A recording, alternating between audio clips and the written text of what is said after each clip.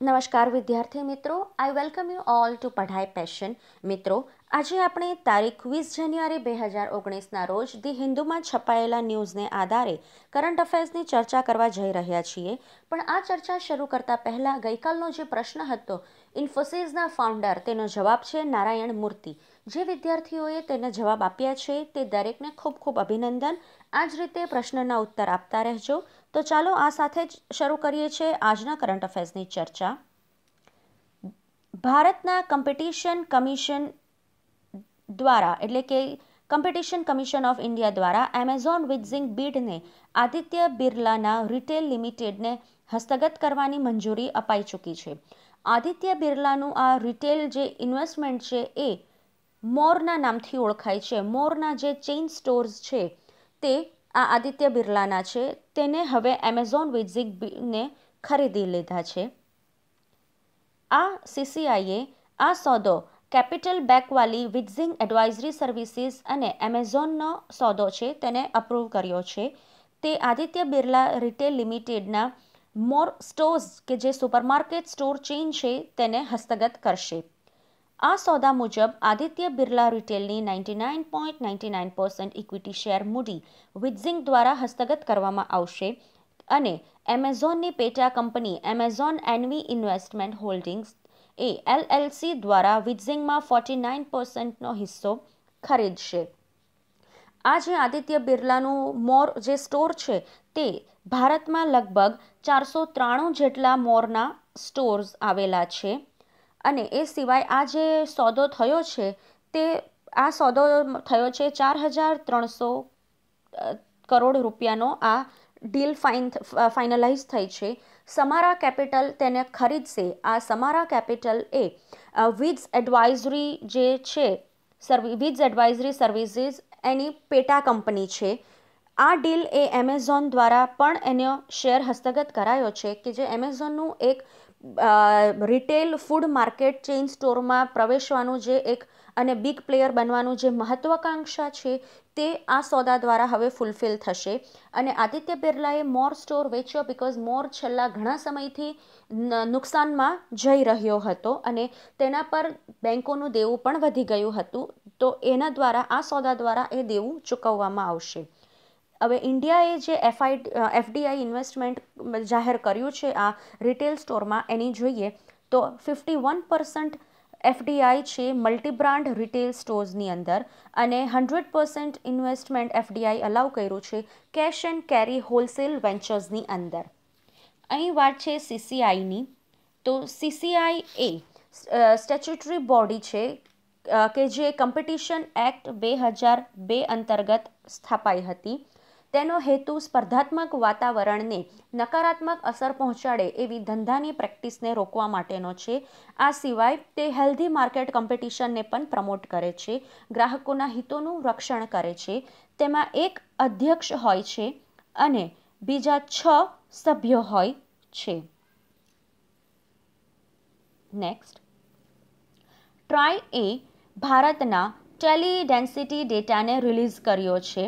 નવેમ્બરના અંત સુધીમાં ભારતમાં મોબાઈલ ફોન ગ્રાહકોની કુલ સંખ્યા કે જે 117.18 કરોડ હતી તે મહિના દરમિયાન જ વધી છે અને 17.39 લાખ ગ્રાહકનો ચોખ્ખો ઉમેરો થયો હતો. TRAI tele regulatory authority of India. આ tele regulatory authority of India એ ભારત સરકાર દ્વારા ટેલિકોમ રેગ્યુલેટરી ઓથોરિટી એક્ટ 1997ની કલમ 3 હેઠળ સ્થાપાયેલી વૈધાનિક સંસ્થા છે. તે ભારતમાં ટેલિકોમ્યુનિકેશન સેક્ટરની દેખરેખ રાખે છે. ટ્રાય એક્ટના સુધારા દ્વારા ટેલિકોમ્યુનિકેશન્સ વિવાદ સમાધાન અને અપીલ ટ્રિબ્યુનલની પણ સ્થાપના આ ટ્રાયના ચુકાદા અને વિવાદોના કાર્યોના સમાધાન માટે કરવામાં આવી છે. આ જે ટ્રાયે ડેટા બહાર પાડ્યો છે તેમાં પ્રાઇવેટ સેક્ટર્સના જે પ્રોવાઈડર છે એટલે કે એરટેલ છે, વોડાફોન છે, એવા બધા પ્રાઇવેટ સેક્ટર્સના પ્રોવાઈડરનો શેર હોલ્ડિંગ છે 89.99%. વેરેઝ પીએસયુ સેક્ટર કે જે ગવર્મેન્ટની બીએસએનએલ અને એમટીએનએલ જેવી હોલ્ડિંગ કંપનીઝ છે તેમનો શેર ફક્ત 10.01% જેટલો જ છે. આ સિવાય રિલાયન્સના જીઓએ ટોચનું સ્થાન આમાં મેળવ્યું છે. BSNL અને એરટેલના ગ્રાહકો પ્લસ થયા છે, વધ્યા છે, જ્યારે વોડાફોન આઈડિયા, જેનું મર્જર હમણાં થોડા સમય પહેલાં થયું હતું, તેના કસ્ટમર્સ ઘટવા પામ્યા છે. નેક્સ્ટ, ગૃહ મંત્રાલય અને શહેરી બાબતોના મંત્રાલય દ્વારા સમગ્ર દેશમાં શહેરી સમૃદ્ધિ ઉત્સવનું આયોજન કરવામાં આવ્યું છે. તેમાં દીનદયાલ અંત્યોદય યોજના, રાષ્ટ્રીય શહેરી જીવન નિર્વાહ મિશનને ગરીબ અને દેશના સૌથી નબળા લોકો સુધી પહોંચાડવાનો ઉદ્દેશ સાથે આ શહેરી સમૃદ્ધિ ઉત્સવનું આયોજન કરવામાં આવ્યું છે. આ જે દીનદયાલ અંત્યોદય યોજના છે તે કૌશલ્ય વિકાસ દ્વારા ટકાઉ આજીવિકાની તકો વધારવા માટે ગરીબ લોકોને ઉન્નત કરવાનો હેતુ સાથે શરૂ કરવામાં આવી હતી. તેના 2 ઘટકો છે, NULM અને NRLM. આ NULM જે છે તે શહેરી ઘટકનું મિશન છે અને તેને હાઉસિંગ અને શહેરી ગરીબ નિવારણ મંત્રાલયે અમલમાં મૂક્યું છે. વેરેઝ NRLM છે એ ગ્રામીણ ઘટક છે અને તેને ગ્રામીણ વિકાસ મંત્રાલય દ્વારા અમલમાં મુકાયું છે.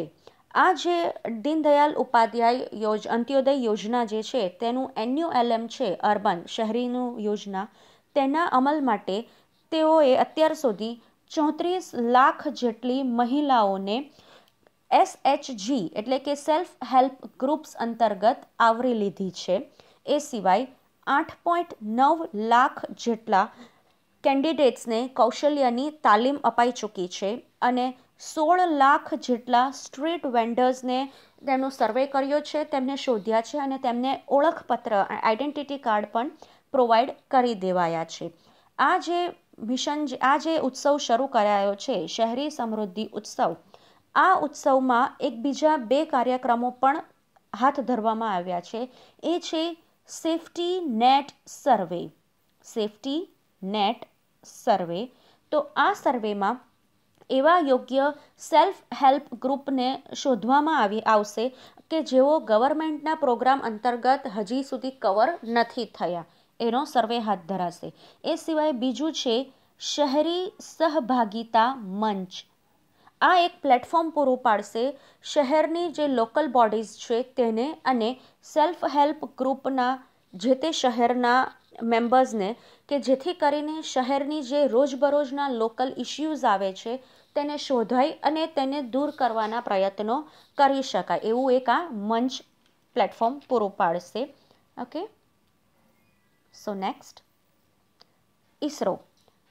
ભારતીય સ્પેસ રિસર્ચ ઓર્ગેનાઇઝેશન ઇસરોએ યુવાન માનસમાં સ્પેસ રિસર્ચના ફીવરને ઉત્તેજિત કરવા માટે અને તેના પાલન કરવા માટે યંગ સાયન્ટિસ્ટ પ્રોગ્રામની જાહેરાત કરી છે. આ યંગ સાયન્ટિસ્ટ પ્રોગ્રામ એ વિદ્યાર્થી સમુદાય સુધી પહોંચવાનો ઇસરોના વિવિધ પ્રયત્નો પૈકીનો એક ભાગ છે. આ યંગ સાયન્ટિસ્ટ પ્રોગ્રામ એ 1 મહિનાનો કાર્યક્રમ હશે, જેમાં ધોરણ 8માં પાસ થયેલા વિદ્યાર્થીઓને લેક્ચર્સ અને સંશોધન પ્રયોગશાળાઓમાં એક્સેસ કરવાનું પરમિશન આપવામાં આવશે. આ યુવા વૈજ્ઞાનિક કાર્યક્રમ માટે 29 રાજ્યો અને 7 કેન્દ્રશાસિત પ્રદેશોમાંથી 3 વિદ્યાર્થીઓને પસંદ કરવામાં આવશે. ઇસરોએ ત્રિપુરા, ત્રિચી, નાગપુર, રાઉરકેલા અને ઇન્દોરમાં ઇન્ક્યુબેશન સેન્ટર સ્થાપવાની પણ આ પ્રસંગે જાહેરાત કરી છે. આ સિવાય ઇસરોએ સ્ટુડન્ટ્સ સાથે વધારે ને વધારે કનેક્ટ થવા અને સ્ટુડન્ટ્સમાં વિજ્ઞાન પ્રત્યે રુચિ કેળવવા માટે એક સંવાદ વિથ સ્ટુડન્ટ્સ નામનો પ્રોગ્રામ પણ સ્ટાર્ટ કર્યો છે. સંવાદ વિથ સ્ટુડન્ટ્સ. ઇસરો દ્વારા હમણાં તાજેતરમાં ઇસરોએ જે લિથિયમ આયોન બેટરી વિકસાવી હતી તેને 14 સિલેક્ટેડ કંપનીમાં પણ સરકારની પ્રદૂષણની સમસ્યા ઉકેલવા માટે જે ઈ-વેહિકલનો પ્રોગ્રામ છે તેમાં આ બેટરી ટ્રાન્સફર કરવાની યોજના પણ ઇસરોએ હાથ ધરી છે. આ સિવાય ઇસરોના જે 2 પ્રખ્યાત મિશન અત્યારે ખૂબ જ ચર્ચિત છે એ છે ચંદ્રયાન-2 કે જે ફેબ્રુઆરીમાં લોન્ચ થનારું છે અને ગગનયાન કે જે ભારતનું પહેલું માનવ મિશન છે. ઇસરોના ચેરમેન કે સિવાન છે, એનું હેડક્વાર્ટર બેંગલુરુ ખાતે આવેલું છે અને તેની સ્થાપના 15 ઓગસ્ટ 1969 થઈ હતી. તે સમયના વડાપ્રધાન જવાહરલાલ નહેરુ અને ડૉક્ટર વિક્રમ સારાભાઈના પ્રયત્નોથી આ સ્થાપના થઈ હતી અને તે ડિપાર્ટમેન્ટ ઓફ સ્પેસ અંતર્ગત ઇસરો કાર્યરત છે.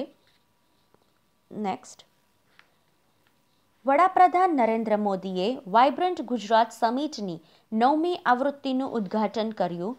આ પ્રસંગે વડાપ્રધાને ધંધાની ટોચની 50 રેન્કિંગમાં વેપાર કરવા માટેના લક્ષ્યાંકને પહોંચી વળવા માટે પણ આ વાઇબ્રન્ટ સમિટમાં એક આ લક્ષ્ય બનાવ્યું હતું, તેને સંબોધન કર્યું હતું.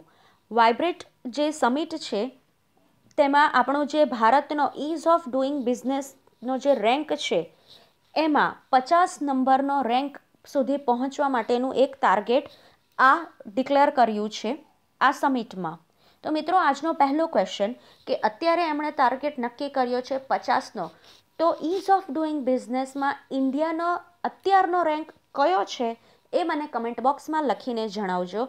Rank of India in ease of doing business, આ પ્રશ્ન છે આજનો. વાઇબ્રન્ટ ગુજરાત સમિટ એ આપણા અત્યારના વડાપ્રધાન નરેન્દ્ર મોદી જે તત્કાલીન ગુજરાતના મુખ્યમંત્રી હતા તે સમયે 2003માં તેમના દ્વારા ગુજરાતને ભારતના એક પસંદગીના રોકાણ સ્થળ તરીકે સ્થાપવા માટે આ સમિટનું આયોજન કરવામાં આવે છે.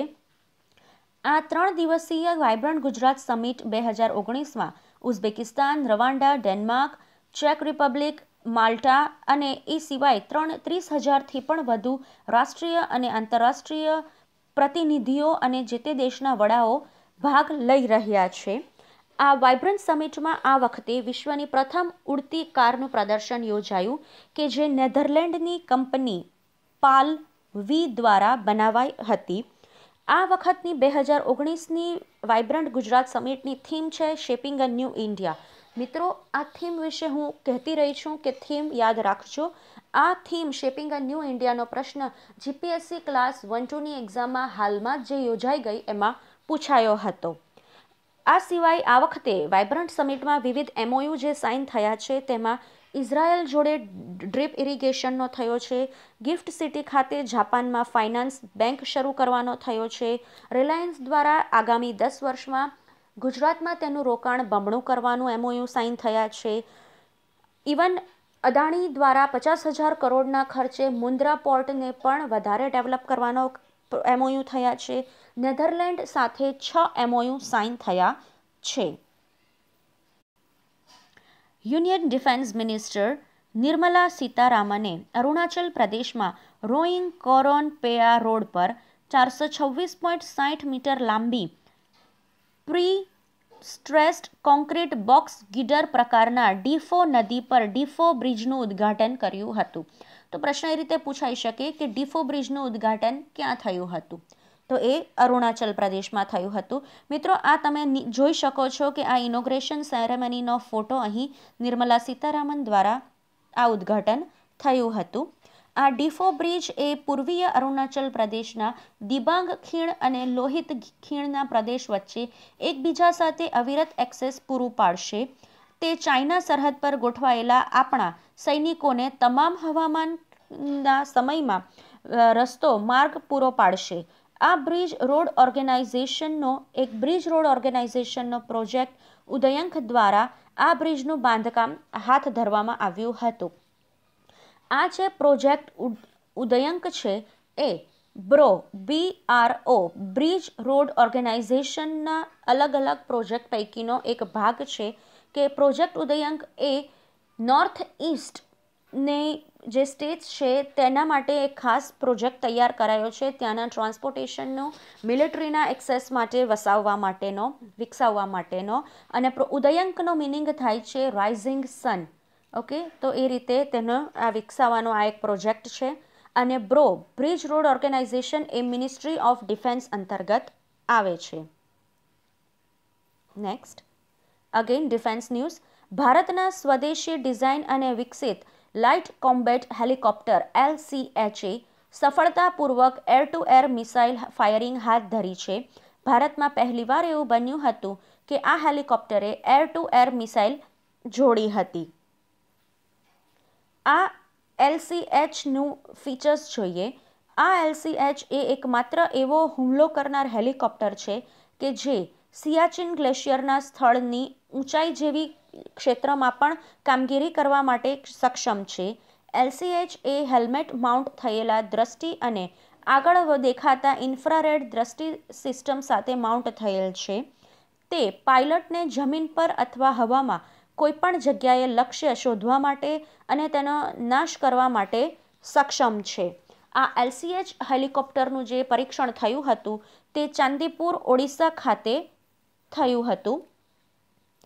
આ મિશનની સમાપ્તિ સાથે LCH એ હવે દરેક વેપન સાથેની તેની તમામ પરીક્ષણને સફળતાપૂર્વક સમાપ્ત કરી ચૂક્યું છે અને હવેથી તે આર્મી અને એરફોર્સમાં ઓપરેશન હાથ ધરવા માટે તૈયાર છે.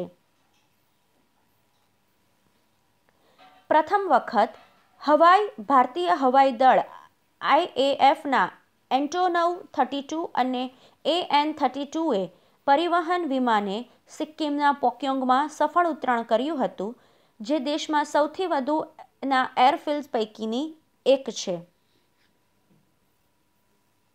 પોક્યોંગ એરપોર્ટ એ સિક્કિમની રાજધાની ગેંગટોક નજીક ગ્રીનફિલ્ડ એરપોર્ટ છે. તે ભારતના ઉત્તર પૂર્વીય પ્રદેશમાં બાંધવામાં આવેલું પ્રથમ ગ્રીનફિલ્ડ એરપોર્ટ છે.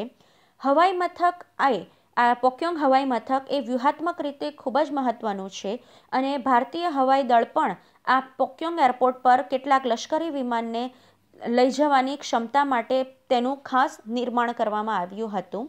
તે સ્ટ્રેટેજિક લોકેશન પર મહત્વનું છે કારણ કે તે ઇન્ડો ચાઇના બોર્ડરથી ફક્ત 60 કિલોમીટર જ દૂર છે. અત્યાર સુધી સિક્કિમ એ પશ્ચિમ બંગાળના બાગડોગરા એરપોર્ટ અને ભૂતાનના પારો એરપોર્ટ પર ડિપેન્ડન્ટ હતું, પણ હવેથી તેનું પોતાનું સપ્ટેમ્બર મહિનામાં નરેન્દ્ર મોદી દ્વારા લોન્ચ કરાયું આ એરપોર્ટ પોક્યોંગ એરપોર્ટ ચાલુ છે.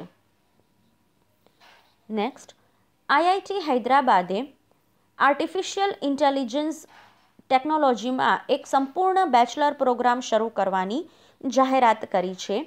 IIT હૈદરાબાદ આ સિવાય IIT હૈદરાબાદે તો આ વખતે જાહેરાત કરી છે, પણ એ સિવાય આ બીજી જે US બેઝડ કાર્નેજી મેલોન યુનિવર્સિટી અને MIT યુનિવર્સિટી, આ બે જ એવી યુનિવર્સિટી છે કે જે આવો સિમિલર કોર્સ શીખવાડે છે. IIT હૈદરાબાદે AI ટેકનોલોજીમાં સંપૂર્ણ બેચલર પ્રોગ્રામ શરૂ કરવા માટે જે જાહેરાત કરી એ સાથે દેશની અને વિશ્વની ત્રીજી સંસ્થા બની ગઈ છે. IIT હૈદરાબાદ AIમાં આર્ટિફિશિયલ ઇન્ટેલિજન્સમાં BTechનો કોર્સ ઓફર કરવા જઈ રહ્યું છે. મેં કહ્યું એમ વિશ્વની ત્રીજી સંસ્થા બની છે અને એ સિવાય આ જે સમાન કોર્સ પૂરો પાડે છે એ છે US આધારિત કાર્નેગી મેલોન અને મેસેચ્યુસેટ્સ ઇન્સ્ટિટ્યૂટ ઓફ ટેકનોલોજી, એટલે કે ટૂંકમાં MIT. AI એ શું છે? તો AI એ કમ્પ્યુટર સંચાલિત રોબોટ અથવા તો ઇન્ટેલિજન્ટલી વિચારતું સોફ્ટવેર છે કે જે માણસની જેમ વિચારવામાં, કાર્ય કરવામાં સક્ષમ છે. એ રીતે AIની ડિઝાઇન કરવામાં આવ્યું છે. આ કોર્સમાં સ્ટુડન્ટ્સને કોમ્પ્યુટર સાયન્સમાં ફંડામેન્ટલ કોર્સ શીખવાડવામાં આવશે. એ સિવાય તેમાં મશીન લર્નિંગનો ચાન્સ અપાશે અને આ મશીન લર્નિંગથી AI વધારે સ્માર્ટ રીતે કાર્ય કરે છે એ બધું ડિટેલ પ્રોગ્રામ આની અંદર શીખવાડવામાં આવશે. નેક્સ્ટ, કેરાલાના ઉચ્ચ અદાલતે 2016ની વિધાનસભાની ચૂંટણી દરમિયાન પ્રતિસ્પર્ધી ઉમેદવાર સામે બદનક્ષી અભિયાન માટે કોડવાલા વિધાનસભાની મતદાર ક્ષેત્રમાંથી એક સ્વતંત્ર ધારાસભ્ય કરત રઝાકને અયોગ્ય ઠેરવ્યા હતા. આપ મિત્રો પિક્ચરમાં જોઈ શકો છો, એ છે કરત રઝાક. અયોગ્યતા માટે કાનૂની જોગવાઈ શું છે? તો અયોગ્યતા એ લોકોની અધિનિયમ 1951ની રજૂઆતની જોગવાઈઓ અનુસાર હતી. પીપલ્સ એક્ટનું પ્રતિનિધિત્વ ચૂંટાયેલા પ્રતિનિધિની અયોગ્યતા માટે ભ્રષ્ટ પ્રથાઓને વ્યાખ્યાયિત કરે છે. નેક્સ્ટ, પેલેસ્ટાઇને ઇજિપ્તમાંથી G77ની અધ્યક્ષતા સંભાળી છે. સપ્ટેમ્બરની મધ્યમાં યોજાનારી વાર્ષિક G77ની મંત્રી બેઠકમાં પેલેસ્ટાઇનને ઔપચારિક રીતે ચૂંટવામાં આવશે.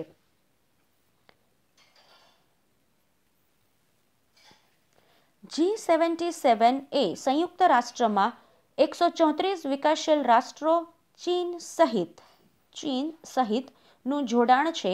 પરંપરાગત રીતે G77 એ 193 સભ્યોની મહાસભામાં અને UN સમિતિમાં મીટિંગ્સમાં અને આંતરરાષ્ટ્રીય પરિષદોમાં એક જ અવાજ સાથે બોલે છે. વેપાર અને વિકાસ પર યુનાઇટેડ નેશન કોન્ફરન્સમાં જારી કરાયેલા 77 દેશના સંયુક્ત ઘોષણા પત્ર દ્વારા 15 જૂન 1964ના રોજ G77ની સ્થાપના કરાઈ હતી. હવે આ G77 એ 134 વિકાસશીલ દેશ અને ચીન સહિત, ચીન પર બ્રેકેટમાં ફોકસ કરાયું છે કારણ કે એનું રીઝન છે કે G77 ગ્રુપ ચીનને પોતાનું સભ્ય ગણે છે અને ચીન પણ સતત તેને ફાઇનાન્શિયલી, રાજનૈતિક રીતે G77ને સપોર્ટ પૂરું પાડે છે, પણ ચીન પોતાને G77નું સભ્ય માનતું નથી. તેથી જ્યારે પણ G77ની કોઈક ઓફિશિયલ સ્ટેટમેન્ટ ડિક્લેર કરાય તો G77 અને બ્રેકેટમાં ચીન સહિત ઇન્ક્લુડિંગ ચીન એવું સ્ટેટમેન્ટ બહાર પડાય છે.